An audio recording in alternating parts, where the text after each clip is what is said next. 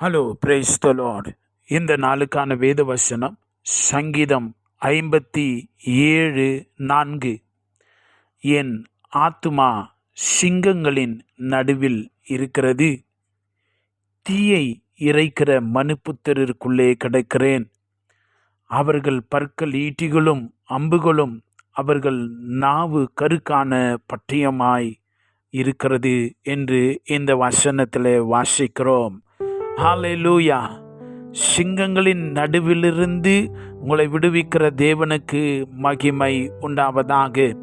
தாவீது தான் கடந்து போன அந்த தீய அனுபவங்களை, கொடிய அனுபவங்களை சிங்கங்களுக்கு ஒப்பிட்டு அவர் சொல்லுகிறதை நாம் கவனிக்க முடியும். இன்றைக்கு நம்முடைய வாழ்வும் கூட, நம்முடைய மனது, நம்முடைய ஆத்துமா அப்படித்தான் சிங்கங்களின் நடுவில் இருக்கிறது.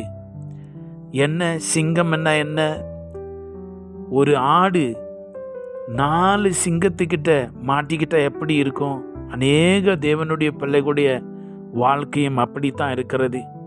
ஒருவேளை நீங்கள் ஒத்துக்கொண்டாலும் ஒத்துக்கொள்ளாவிட்டாலும், நீங்கள் உண்மையை பேசுகிற பொழுது, உண்மையாய் நீங்கள் அவரை நோக்கி கூப்பிடுகிற பொழுது அவர் மறு உத்தரவு கொடுக்கிறவராய் இருக்கிறார். கவலை, கண்ணீர், துக்கம், வியாதிகள், வருத்தம் என்கிற சிங்கங்களின் மத்தியிலே நம்முடைய ஆத்துமா சிக்கி கொண்டிருக்கிறது. நான் என்ன செய்வேன்? என் தேவன் எங்கே என்று கேட்கிற நிலைமையிலே நாம் இருக்கிறோம். ஆனால் நமக்கு தேவன் என்ன செய்திருக்கிறார்? இதுதான் கிறிஸ்தவ வாழ்க்கையா? இதுதான் கிறிஸ்தவ ஜீவியமா? இப்படி தான் காலத்துக்கும் என் வாழ்க்கை ஓடுமா? இல்லை. நீ இயேசு என்று கூப்பிட்ட பொழுது, ரட்சிக்கப்பட்ட போது என்னுடைய ஆவி புதுப்பிக்கப்பட்டது. உங்களுடைய புதுப்பிக்கப்பட்ட ஆவியிலே, நீங்கள் ரட்சிக்கப்பட்ட போது உங்களுடைய புதுப்பிக்கப்பட்ட ஆவியிலே, it is carrying all the fullness of what God deposited. தேவன் உங்களுடைய ஆவியிலே உங்களுக்கு தேவையான சகலவற்றையும் அந்த ஆவியிலே தேவன் உங்களுக்கு வைத்திருக்கிறார். ஆமென், அல்லேலூயா.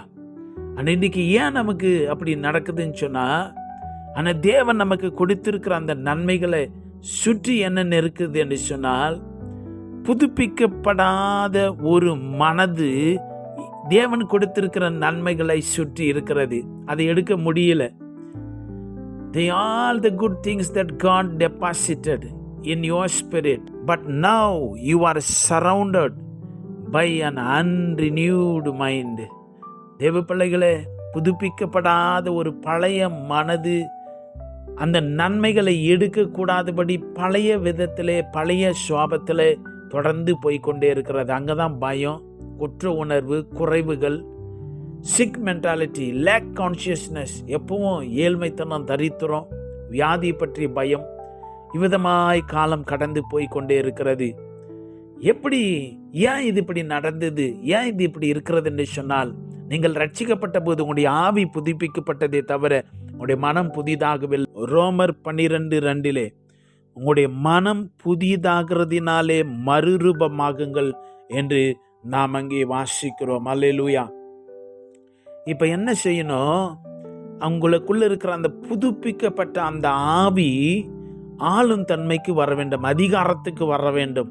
இவ்வளோ நாள் மனது தான் ஆளுகை செய்து கொண்டிருந்தது, மனசு தான் அவங்களை ஆளுகை செய்து கொண்டிருந்தது. இப்போ மறுபடியும் அது விட்டு கொடுக்க விரும்பல. இப்போ எப்படி ஆவியை மறுபடியும் தலைமை இடத்துக்கு கொண்டு வருவது என்று சொன்னால், the recreated inner man being developed. எப்படி? அவனுக்கு வசனத்தை சொல்லி மறுபடியும் அவன் அந்த மேலான அந்த ஆளுகிற ஆவி, ஆத்ம, சரீரம் அந்த பொசிஷனுக்கு வருகிற வரைக்கும், அதுதான் தேவன் ஏதேன் தோட்டத்தில் ஆதாமை அப்படித்தான் வைத்திருந்தார். That is your originality. நீங்களும் அப்படித்தான் இருக்க வேண்டும் என்று தேவன் விரும்புகிறார். அல்லேலூயா. அப்ப எப்படி அது வரும்? நீங்க எப்படி you can come again to the Dominion, எப்படி அதிகாரத்தை ஆளுகிறவர்களாய் நீங்க வர முடியும்? எனக்கு அன்பான தேவனுடைய பிள்ளைகளே, உங்களுடைய ஆவி பலன் கொண்டு அது பலன் அடைந்து எழும்புகிற பொழுது ஆத்துமா கட்டுப்பாட்டுக்குள்ள வரும். சரீரம், ஆத்துமா சொல்லுகிறதை கேட்கும். அல்லேலூயா. இதுதான் தேவனுடைய சித்தமாய் இருக்கிறது. நீங்க சிங்கத்துக்கு நடுவிலே நீங்கள் கிடந்து அழ தேவையில்லை. சிங்கங்களைப் போல இருக்கிற உன் கவலை, உன் கண்ணீர், உன் வியாதிகளை விரட்டி அடிக்கிற அதிகாரம் உனக்குள்ளே இருக்கிறது. Now develop your spirit. எப்படி உங்களுடைய ஆவியை அப்படி உயிரடைய செய்ய முடியும்? தேவன் உயிர்ப்பித்து இருக்கிறார். பட் மறுபடியும் அந்த அதிகாரத்தை பெற்றுக்கொள்வது எப்படி அந்த அதிகாரத்தை நாம் பெற்றுக்கொள்ள முடியும்? அது வேத வசன தியானத்தினாலே நாம் அதை பெற்றுக்கொள்ள முடியும். Hallelujah. Through the Bible meditation. மகா பரிசுத்தமான பிதாவே, உம்முடைய பரிசுத்தமான நாமத்துக்கு நன்றி சொல்லுகிறோம். இந்த அற்புதமான காலை நேரத்தில் தகப்பனே, எங்களுடைய ஆவியை நீர் புதுப்பித்த தேவன்.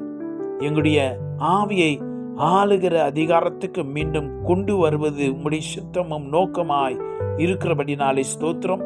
இந்த உலகத்தின் பாடுகள் எங்களை அடிமைப்படுத்தாதபடி அவைகளை நாங்கள் மேற்கொண்டவர்களாய் உம்மை போல ஜெயம் கொண்ட ஒரு வாழ்க்கை வாழ எங்களுடைய மனதை, எங்களுடைய கண்களையும் திறப்பீராக. உமக்கு மகிமை உண்டாகட்டும். இயேசு கிறிஸ்துவின் நாமத்தில் ஜெபிக்கிறோம் பிதாவே. ஆமென். God bless you.